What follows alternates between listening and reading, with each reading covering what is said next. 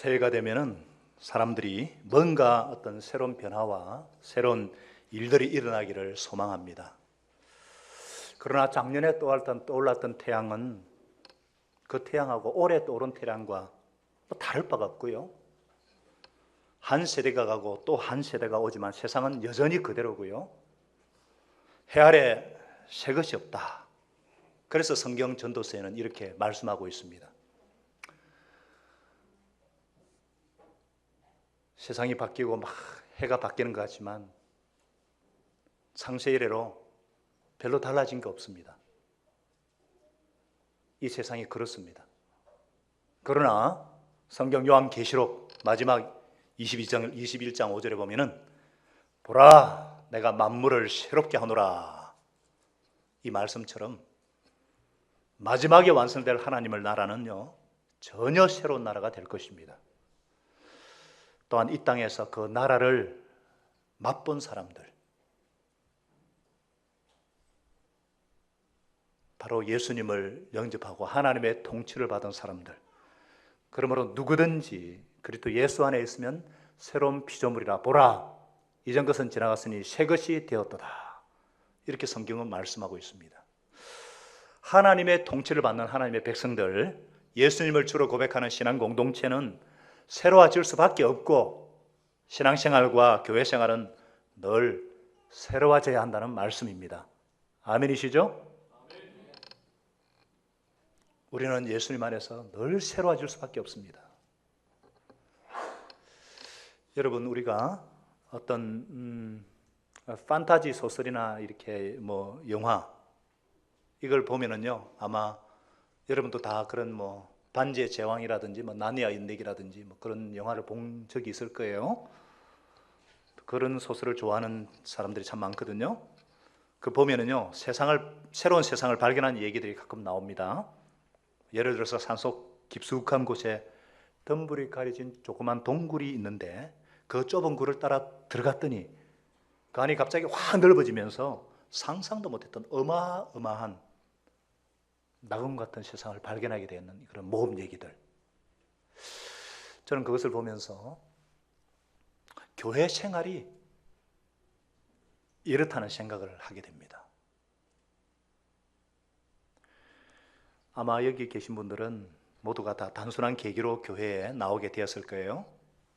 그저 마음의 평화를 얻고자, 아니면 가족들의 성화에 못 이겨가지고, 또는 우연히 가게 된 목장에서 한번 가보자고 하니까 그렇게 교회에 첫 발을 내디뎠을 겁니다. 사실은 저도 그런 단순한 계기로 교회에 다니기 시작했습니다. 대학 입학 원서사러 왔다가 목장님과 눈이 마주쳤는데 그것이 막 계기가 돼가지고 교회에 다니게 되었고, 그러다 다니다가 성경 공부를 하게 되었고, 그러다 벌써 30년이 지났어요. 그런데 그 안에 엄청난 나라가 존재하게 된 것을 발견하게 된 거예요. 처음에 기대했던 것과는 전혀 비교할 수 없는 그런 놀라운 세상을 발견하게 된 것입니다. 아마 여기 계신 여러분들도 다 진행 단계는 다르겠지만 처음 생각한 것과 전혀 다른 세상을 발견하고 있는 것이면 틀림이 없을 것입니다. 그렇죠? 오늘 본문에도 그런 한 사람이 등장을 해요. 날 때부터 걷지를 못하는 사람이었는데 어느 날 자기가 상상도 하지 못한 일들이 일어난 거예요. 여러분, 내가 생각했던 것과는 전혀 비교할 수 없는 엄청난 세상을 발견하는 것, 이것이 바로 하나님 나라의 특징입니다. 우리는 예수님께서 성천하신 후에 성령님이 강림하시고 성령 충만함을 받은 그 제자들이 모여서 그 제자들에 의해서 시작된 교회라는 모습의 하나님 나라, 그것을 우리가 2장까지 살펴보았거든요. 정말 너무너무 아름다운 공동체였지 않습니까? 벌써 1년이 지났다고 다 잊어버린 거 아니겠죠? 2장 말씀 돌아가야 돼요. 얼마나 아름다운 공동체였나요? 교회가 원래 하나님 나라의 감춰진 모습이거든요. 교회가 하나님의 나라는 아닙니다. 교회 안에도 하나님의 통치를 받지 않는 사람들이 있기 때문에 하나님의 나라는 예수 그리스도 안에서 의와 혈압과 평강 하나님의 통치를 받는 자들의 모임, 그리고 마지막 날 이루어질 그것이 하나님의 나라인데,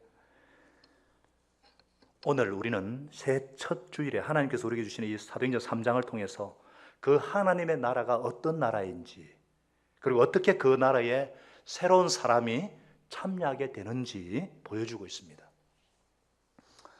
우리가 오늘 말씀을 통해서 그 나라는 어떻게 만나게 되는지, 그리고 그 나라 왕의 권세는 어떤 권세를 가지고 있는지, 그 나라의 본질에 대해서 살펴보기를 원합니다. 자, 여러분요, 누가복음과 마찬가지로 사도행전의 저자 누가는 역사학자면서도 의사입니다. 의사. 그래서 예리하게 의사의 눈으로 이 사람에 대해서 상세하게 기록하고 있음을 볼 수 있습니다. 나면서부터 못 걷게 된 일을 사람들이 메고 오니 이는 성전에 들어가는 사람들에게 구걸하기 위하여 날마다 미문이라는 성전 문에 두는 자라.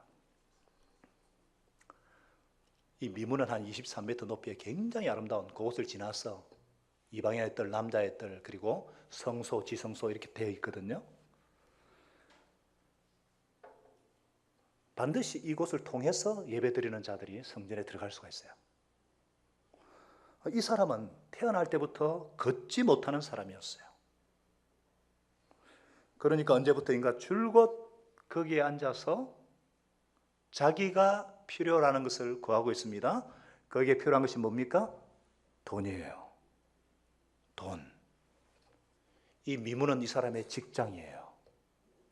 비가 오나 눈이 오나 이곳에 출근하는 사람입니다. 어떤 날은 돈이 잘 불렸을 거예요. 그런 날은 막 날아갈 듯이 기분이 좋았어요.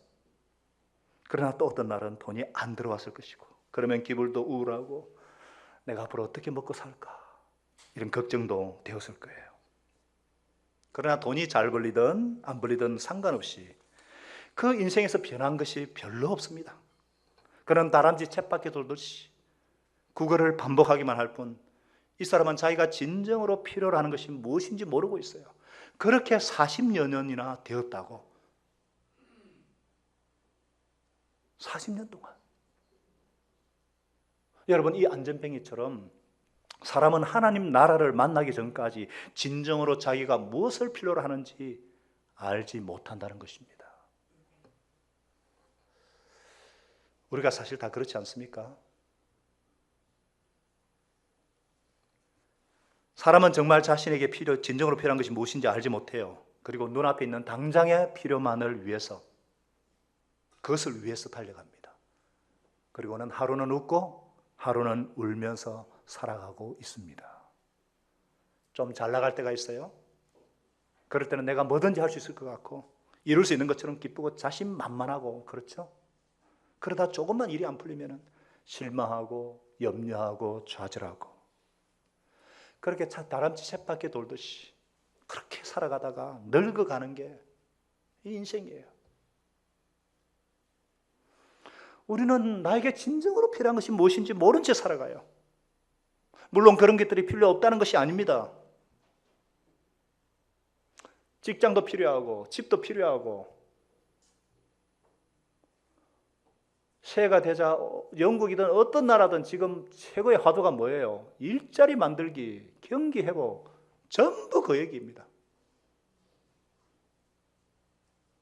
필요하죠. 필요해요. 그러나 그게 채워졌다고 우리 인생은 끊임없이 목마릅니다. 그 이유는 그것이 부족해서가 아니에요.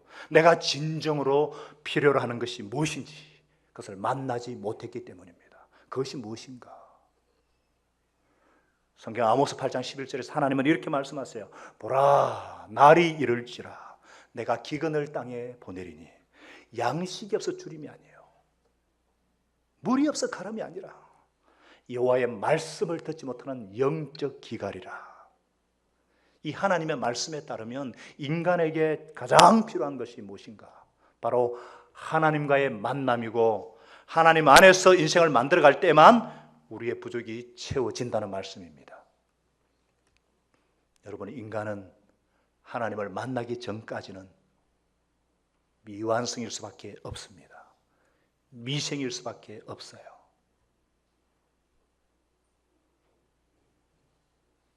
그러다가 우리가 하나님을 만나게 되면, 하나님을 만나면 두 가지 놀라운 일이 생겨요. 먼저 우리를 회복시켜 주십니다. 우리가 세상을 살면서 받은 상처들로 인해서 얼마나 삐뚤어져 있습니까? 겉은 멀쩡한데 어떤 사람을 만나서 깊이 들어가 보면요, 정말 상처투성이에요. 공격적이고 부정적이고 이해할 줄 모르고 사랑할 줄 모르고. 그러던 우리가 하나님을 만나면서 내 부족함이 보이기 시작하고 하나님의 사랑을 알아가면서 세상이 이해가 되고 용서가 되기 시작하고 내 성품이 변화되어 가고 사랑하기 시작하고 결국은 내 자신을 용납하고 사랑하는 사람으로 변화되어 가는 겁니다. 사랑을 알아간다는 거예요. 그래서 요한일서 4장은 말씀하십니다. 사랑하는 여러분, 서로 사랑하십시다. 사랑은 하나님에게서 난 것입니다. 사랑하는 사람은 다 하나님에게서 났고 하나님을 압니다.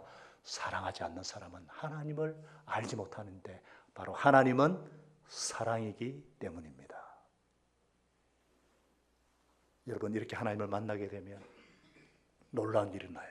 두 번째, 하나님을 만나게 되면, 하나님의 나라 백성이 되면 사명을 발견하게 됩니다. 그전에는 왜 사는 것인지 알 수 없어요. 이 사람은 날 때부터 못 걸으니까 그게 그냥 살다 보니까 그게 그냥 당연한 줄 알았어요. 왜 사는 것인지 모르고. 우리가 왜 사는 것인지 알지 못하던 우리가 하나님을 만나게 될 때에 왜 살아야 하는 것인지 이유를 알게 되고 무엇을 왜 살아야 할지 목표를 발견하게 됩니다. 그럴 때 우리는 그전까지는 전혀 이해할 수 없었던 내 인생이 이해가 되기 시작해요. 아, 내가 그런 일을 겪었던 것이 바로 이런 이유였었구나. 내가 그렇게 준비되어 온 것이었구나. 아마 예수 영접 모임 때 들어오신 분은 아시겠지만 하나님은 계속 내 마음의 문을 사실 두드리고 있었거든요. 그러다 결정적인 순간에 이 하나님을 만나고 하나님을 알아가면서 목표가 없던 내 인생에 목표가 생기기 시작하고 의미가 생기기 시작하고 내 삶의 가치를 발견하기 시작하는 것입니다. 여러분, 사람은요, 하나님을 만나기 전까지 나에게 진정으로 필요한 것이 무엇인지 모릅니다.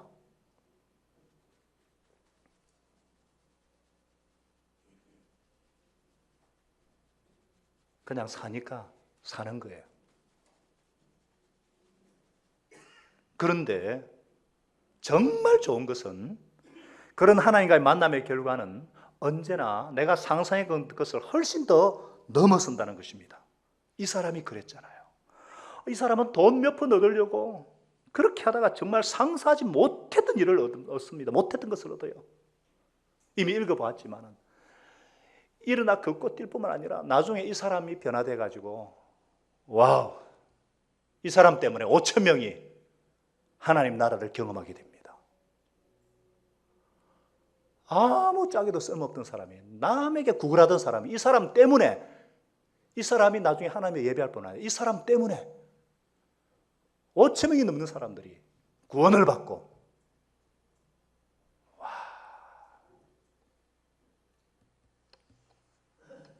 그건 저 역시 마찬가지였습니다.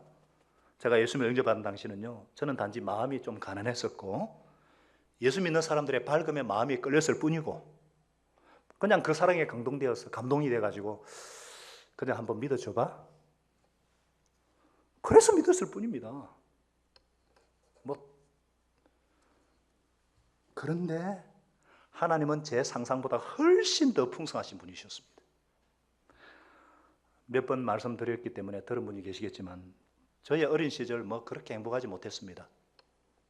아버지는 어머니를 때리셨고 또 일찍 돌아가셨어요. 친척들의 그 정말 이기심과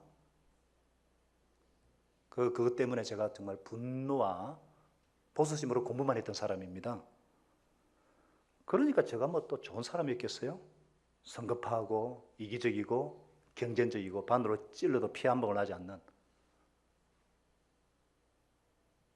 그런데 제가 예수님 믿고 29년이 지났어요.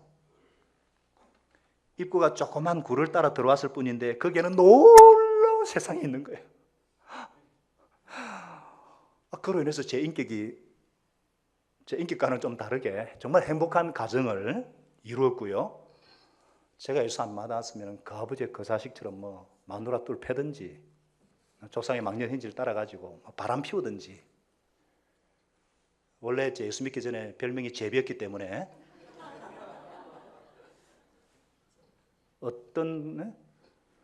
그런데 제가 변했거든요. 여전히 화를 낼 때가 있습니다. 그래도 조금 성격이 변했고 저밖에 모르던 자가 사랑할 줄 아는 사람이 되어가고 있습니다. 무엇보다도 저 자신을 용납하고 사랑할 줄 알고 격려하는 사람이 되어가고 있고 집안이 하나하나 이렇게 예수님을 믿어서 같은 수준으로 변해가고 있어요. 하나님의 나라는 내가 상상했던 것과 비교가 안 되는 것이었습니다. 요한복음 10장에서 예수님 말씀하셨잖아요. 도둑이 오는 것은 도둑질하고 죽이고 멸망시키는 뿐이고 내가 온 것은 양으로 생명을 얻게 하되 어떻게 한다고요? 더 풍성히 얻게 하려는 것이라. 그 하나님 나라의 만남, 그 하나님 나라 왕가의 만남은 여러분 언제나 작은 선택에서 시작이 됩니다. 별것 아니어 보이는 그 숲속으로, 그 굴속으로 들어가 보는 것, 그 나라의 왕인 예수님을 영접하는 것, 내 인생을 드리기로 결정하는 것, 작은 선택으로 시작합니다. 이틀 전 신년 예배 말씀처럼 하나님 앞에서 멋진 하나님의 사람으로 나 자신을 드리고자 결심하고 선택하는 것에서 이루어집니다. 상상할 수 없는 놀라운 하나님 나라의 그 축복을 맛보시기를 바랍니다. 자, 이 사람은 그러면 어떻게 그 나라를 만나게 되었는가? 어떻게 그 공동체? 그가 베드로와 요한이 성전에 들어가려 하는 것을 보고 구걸을 했습니다. 좀 더 다른 때처럼 더 처절하게 했을지 모르겠어요. 그냥 한두 푼 정도가 한 서너 푼 주십시오 뭐 했겠죠. 그때 베드로와 요한이 어떻게 했다고 했어요? 더불어 주목하여 이르되 우리를 보라. 그를 유심히 눈여겨봤다는 거예요. 왜 눈여겨봤을까? 평소와는 다르게 봤어요. 그를 쳐다볼 때 그에게 무엇이 보였을까요? 슬픔으로 가득한 한 영혼의 그 고통을 보았을까요? 아니면 뭔가 돈 이상의 것을 구하고 있는 그런 갈급함을 보았을까요? 아니면 하나님을 만날 준비가 된 그 한 영혼을 보았을까요? 무엇을 보았더니 간에 여기서 우리가 알 수 있는 것은 구원은 항상 상대를 깊이 바라볼 때에 일어난다고 하는 사실입니다. 그 사람을 유심히 바라보고 그의 고통을 느껴주고 뭔가 그 영혼의 갈급함을 같이 공감하고 느껴줄 때에 구원의 역사는 일어난다는 것입니다. 어쨌든 보라 그러니까 막 뭐 줄까 싶어서 그 사람 베드로 요한을 쳐다봅니다. 그가 그들에게 무엇을 할까 하여 바라보거늘 눈이 막 부딪혀요. 사실 이게 구걸하는 사람하고 돕는 사람이 이렇게 눈을 맞추는 경우 없습니다. 이 수치심, 구걸하는 사람 마음속에 있는 수치심이 있고 도와주는 사람도 눈을 들여다보지 않고 그냥 주잖아요. 지하철이나 거리에 갈 때 보면은 구걸하는 사람에게 돈을 주면은 줄 때 쳐다보면 주는 사람 있어요?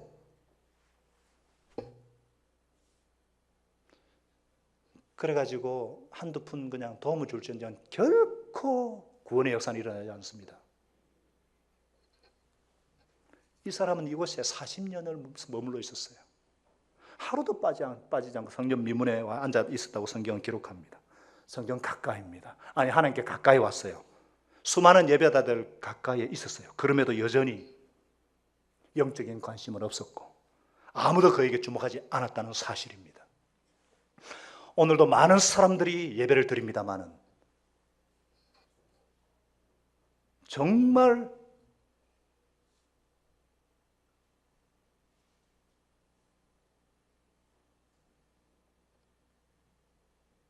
하나님께 관심을 갖고 있는가? 다른 사람은 이 안전매개를 어떻게 했습니까? 날마다 메고 와가지고 성전문에 두었다고 했어요. 이거 결코 쉬운 일 아니죠. 우리가 어떤 한 사람을 매일 성령차를 태워 교회 앞에 데려다주고 끝나면 또 데려다 준다고 생각해 보세요. 한 사람이 안 되니까 이웃 사람이 돌아가면서 1년도 아니고 2년도 아니고 40년을 이 사람 메어 놓았다고 얘기합니다. 놀랍죠. 오늘날 사람들이, 세상 사람들이 교회를 비판하고 욕을 합니다만은, 물론 우리가 그 비판 수용해야 될 부분도 있지만요, 잘못 비판하는 경우가 많아요. 미국에서는 미국 정부가 하는 것 그거 외에 가난한 사람들을 구하는 기관들의 96%가 기독교 기관이고요. 우리나라는 80% 이상이 기독교 기관이에요. 교회는 구제를 해야 합니다. 그러나 구호단체는 아닙니다. 교회는 학교를 세우고 교육을 시켜야 합니다. 그러나 교육기관이 아닙니다. 교회는 병든 자를 돌보고 치료해야 되지만 병원이 아닙니다. 교회는 사회정의를 부르짖고 개혁을 해야 되지만 사회정의단체도 아닙니다. 더더욱 아니에요. 교회는 그것을 위해 부름받지 않았습니다. 교회는 우리가 연말에 막 주위에 돕고 뭐 사랑의 쌀을 1, 2, 3 동당에 동해주고 막 주위를 막 섬깁니다만은 계속 그것만 하면 칭찬 들을 수 있지만 근본적인 문제를 해결하지 못합니다. 교회는 그것을 위해 존재하는 것이 아닙니다. 하나님 나라의 대변인인 교회는 도대체 무엇을 해야 하는가? 베드로 요한처럼 영적인 관심을 불러 일으켜야 합니다. 뭔가 교회는 뭔가 세상에 다른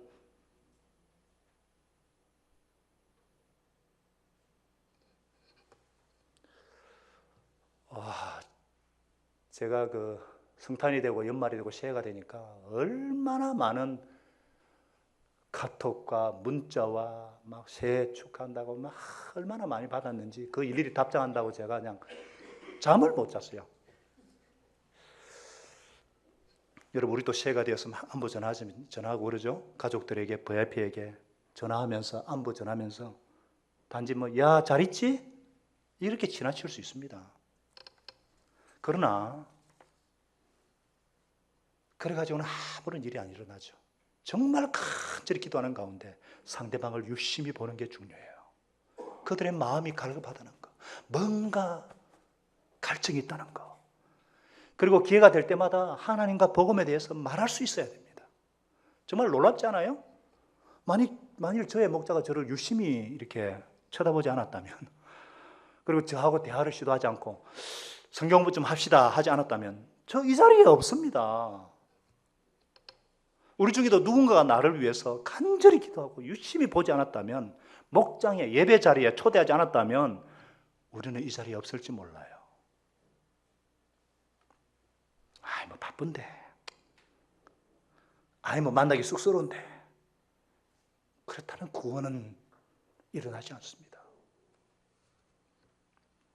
여러분, 구원은 항상 한 사람의 영혼을 유심히 바라보는 가운데 일어납니다. 한 영혼을 유심히 바라볼 수 있기를 바랍니다.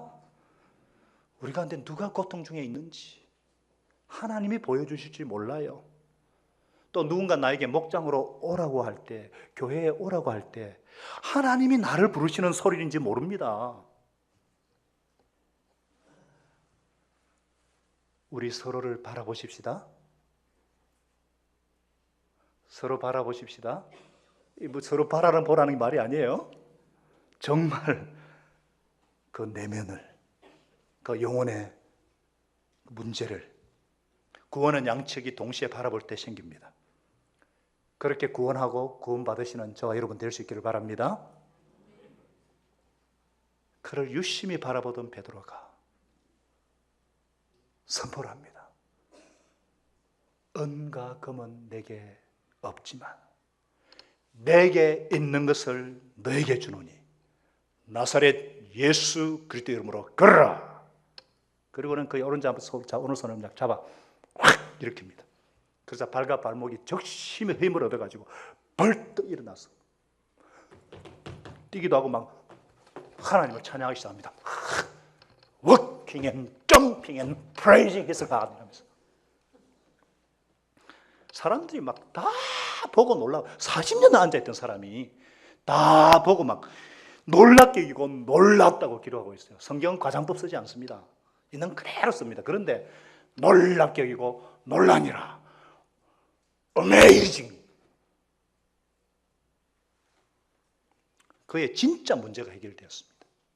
베드로와 요한이 그에게 주고자 한 것은 더 요긴한 것이었어요. 진정 필요한 것이었어요. 일어나 걸어가는 것. 그러나 걷는 것보다 더 중요한 것, 참 소망 되신 예수 그리스도를 아는 것, 영원한 생사복을 주관하시는 그분을 전하는 것이었습니다. 할렐루야. 그는 남에게 부담만 주던 그가 일어나서 걷고 뛰고 하나님을 찬양하는 예배자로, 축복의 통로로 변화되었다고 성경은 분명히 말씀하고 있습니다. 사랑하는 여러분, 진정 우리에게 필요한 것이 무엇일까요? 우리에게 진짜 필요한 것이 무엇일까요? 예수 그리스도인 줄 믿으시기 바랍니다. 예수 그리스도 그 이름의 능력인 줄 믿습니다.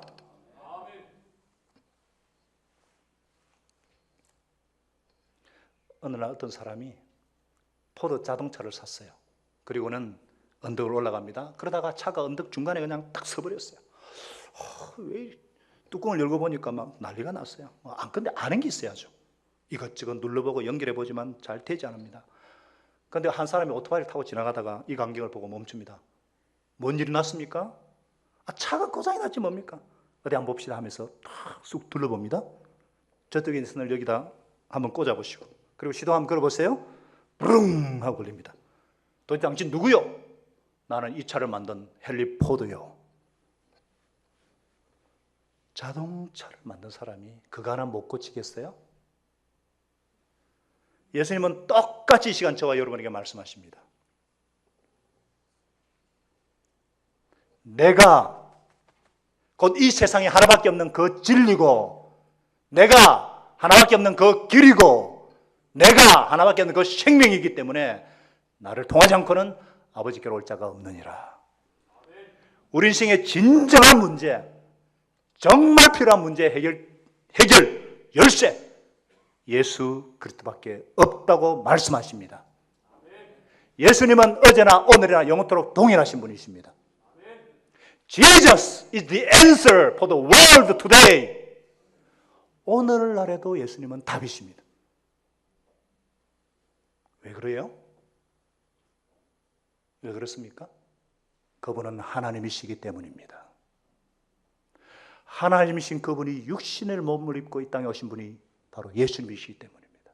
그리고 죽으시고 부활하셔서 우리 인생들의 진정한 구주가 되어주신 그분 외에는 우리 인생의 진정한 문제를 해결할 자가 없다고 성경은 분명히 선포하고 있습니다.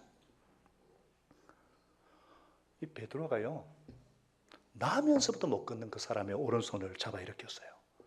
그런데 그가 만일에 이렇게 안전뱅이 채로 끌려 올라왔다면 그 베드로 어떡할 뻔했어요? 의사로도 그렇게 못했을 거 아니에요? 보통 사람은 어떻게 그렇게 엄두도 내지 못할 일을 왜 베드로가 그 엄청난 일을 했는가? 그에게 믿음이 있었기 때문입니다.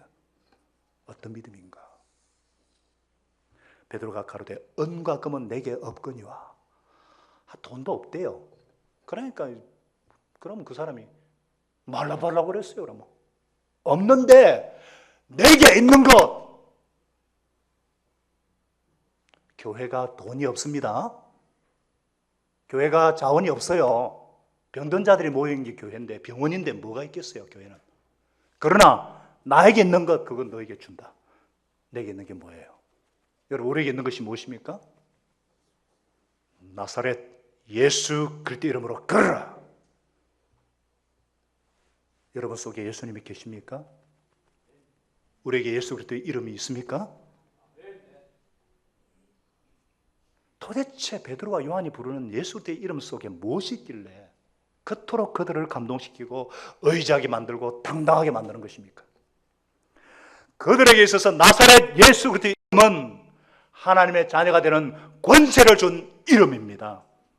예수 그리스도 이름으로 무엇인지 구하면 내가 시행하겠다고 주신 백지 수표입니다. 지금까지는 여러분들이 아무것도 구하지 아니하지만 이제는 구하십시오. 예수 이름으로 구하십시오. 그러면 받을 것이니 너희 기쁨이 충만하리라.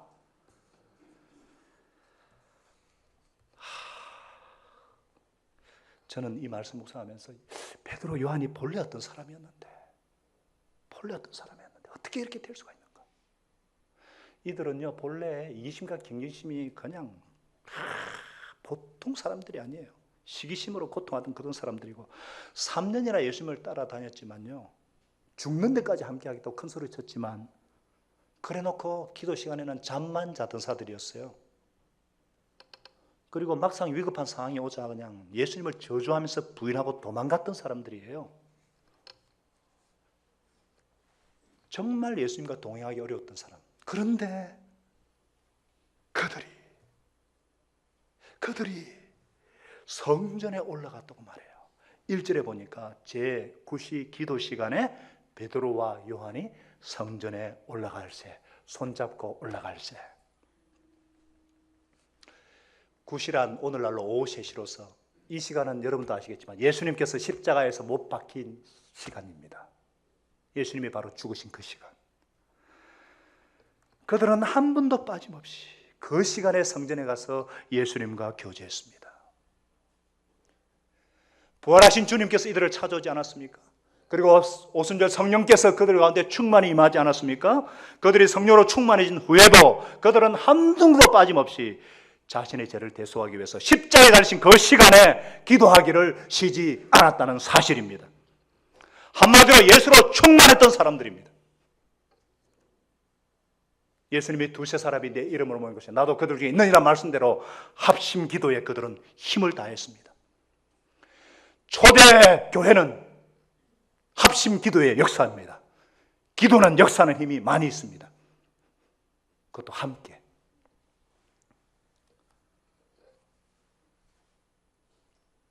하나님이 정말 사랑하시는 미래로 교회 가족 여러분, 주님이 사랑하시는 여러분, 오늘 하나님께서 새해 이 사건을 통해서 우리에게 주시는 메시지가 무엇입니까?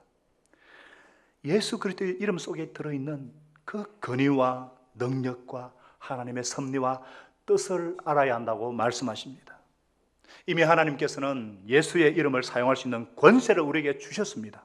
그래서 우리는 기도할 때마다 예수님 이름으로 기도합니다. 예수님 백으로 기도합니다. 우리가 잘났어도 아니고 자격이 있어도 아니고 공로가 있어도 아니고 오직 예수님 때문에 예수 이름으로 예수님 백으로 하나님 앞에 담대히 나아가는 것입니다. 무슨 일을 할 때마다 예수 이름으로 나아갑니다.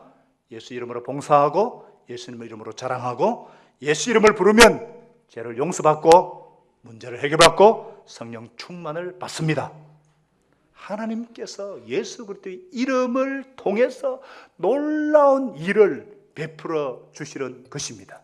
심지어 예수님은 마가복음 16장에서 말씀하셨어요. 믿는 자들에게는 이런 표적이 따르리니 그들이 내 이름으로 귀신을 쫓아내며 새 방언을 말하며 뱀을 집으며 무슨 독을 마실지라 해를 받지 아니하며 병든 사람에게 손을 얹은 적 나으리라. 예수 이름에 능력이 있기 때문에 그 능력을, 그 이름을 의지하며 살라는 말씀이에요.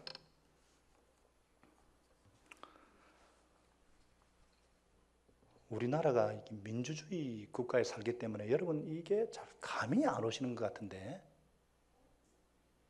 사우디 같은 나라 가보면 지금도 왕국이에요. 왕정이거든요. 사우디 왕의 이름 건세는 대단합니다. 그 사우디 왕자의 주치였던 우리 한국 의사분이 쓴 책을 보니까 그러더라고요. 그 이름만 대면 못 들어가는 곳이 없고 못하는 일이 없대요. 오늘 여러분들이 오늘 본문이요 저와 여러분에게 주는 도전의 메시지가 그겁니다. 이 세상은 이미 예수님의 왕국이 도래했기 때문에 예수님의 나라가 임했기 때문에 그 이름이 통하는 시대가 되었기 때문에 그 이름을 대고 살라는 거예요. 그래서 여러분 어떤 일이든지 예수 이름을 대세요. 그 이름에 능력이 있습니다. 그 이름에 사람을 구원하고 그 이름은 사탄의 역사를 깨뜨리고. 신년 예배 안 참석 안 하신 분이 많으신가 보네. 제가 한마디 하면 정말 아멘으로 하답하시기 바랍니다.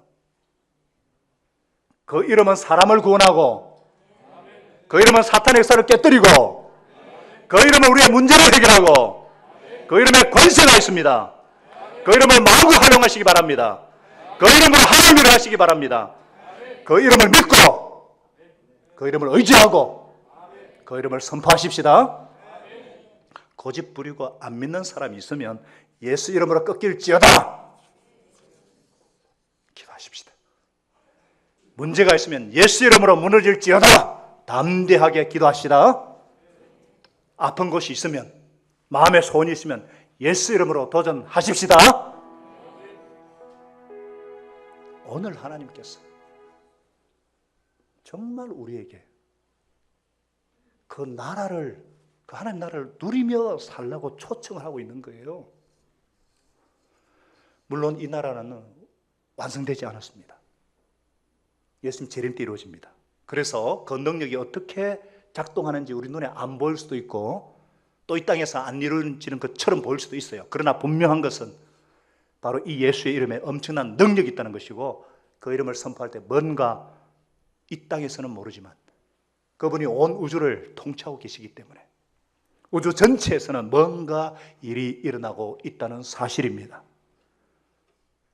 그 능력을 믿고 그 능력을 느끼고 누리면서 사시는 여러분 되시기 바랍니다.